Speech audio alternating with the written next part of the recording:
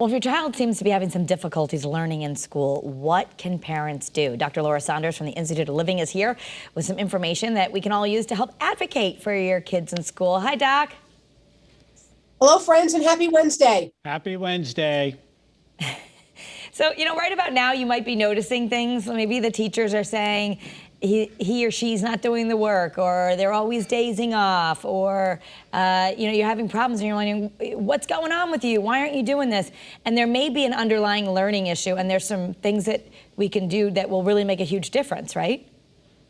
Yes, so as we said, we're about 6 weeks into the school year. There was lots and lots of gaps in learning last year with COVID and remote and hybrid and in-person. So a lot of times you hear the term a 504 plan. So-and-so, this child has a 504 plan, that child has a 504 plan, but a lot of people don't even know what that is or how do you get one, right? So the 504 comes from Section 504 of the Rehabilitation Act of 1973. So it's a civil rights law. That's the source of those 504 plans. So Section 504 prohibits discrimination by any program that gets federal money. Colleges don't have to do 504 plans, but they still must provide accommodations.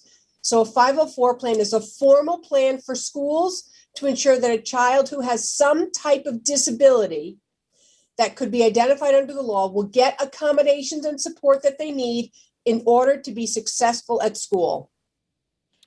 So, if you don't have one and maybe you don't know, and your child has some attention issues, ADHD, or even they've been struggling with mental health, they've got anxiety. These can all be reasons that a 504 plan would be like, you're in the entertainment world, Chad. It's kind of like a rider, right? If Beyonce says, I need water, I need this, I need that, there's some things that make their day easier at school. How do you find out if your kid needs that assistance? So that's a great question. What we look for is someone who has a diagnosable condition. Now, remember, this could be, your child broke their leg and they need to not go up and down stairs. So accommodations need to be made for their classes. It could be that the diagnosable condition is a major depressive disorder or severe attentional disorder. So you need a diagnosable condition in order for the school to put forth a 504 plan. It generally requires several meetings, and there's a bunch of different accommodations that someone can get. But for the most part, you need a diagnosable condition, and you need to have that documented and verified. So you go to your family doctor for that? You could go to a family doctor. You could go to a mental health specialist. It really depends on what the issue is. Schools themselves can sometimes do psychological testing or educational testing to see if your child has significant gaps. Schools are often very backed up in the amount of time needed to get that testing done. So sometimes I encourage parents to get outside testing because it'll get done a little bit quicker. Family doctor, start there. Pediatrician. Sure. Take your pediatrician's a good place to start. Right. So for you, because you see kids, and this is what you do as a child psychologist, I know there's a little bit difference between a 504 and an IEP, right? So first of all, why don't you tell us the difference, because people might know about IEPs, which is a little bit different, right?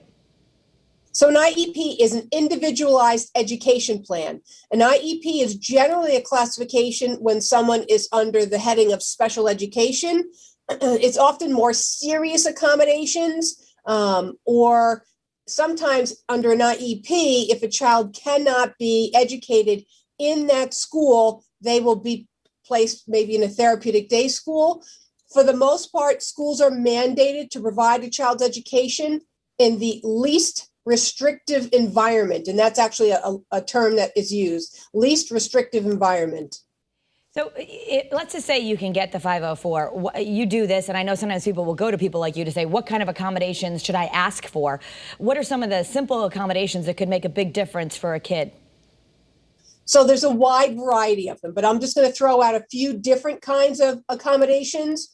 And accommodations are always tailored to what a person's specific issue or disability is. So preferential seating, right? Someone has a hearing disability, they need to be always sitting in the front of the classroom. Plus they probably need a separate like FM system. Extended time on tests and assignments if they're processing ability is a little slower. They need extended time. Reduced homework or reduced classwork. Sometimes verbal, visual, or technology aids. As I said, if someone's hearing impaired, they'll need certain technology aids. Modifying textbooks. Sometimes they need behavior management support. They need a one-to-one or some additional support in order to be maintained in a classroom. Occupational therapy or physical therapy based on what their disability is. So those are some just very generic accommodations that are used for young people. What about anxiety, just coming back to school and being in class again? So that is something to note. And I think a lot of young people have had that anxiety. And I always look for transition points where the anxiety is worse, like elementary school to middle school to high school, transferring schools. Those transition points are really very critical. But again, because we're still under a global pandemic and there's been so many changes and kids are wearing masks for their safety and the safety of the teachers, there is higher rates of anxiety, and we do need to be attentive to that as both teachers and parents. And thank you. And we're going to talk more about it on the Care is Cure show on the Channel 3 app, so we can talk a little bit more, even like what you can do if your child has anxiety for 504. Thank you, Dr. Laura.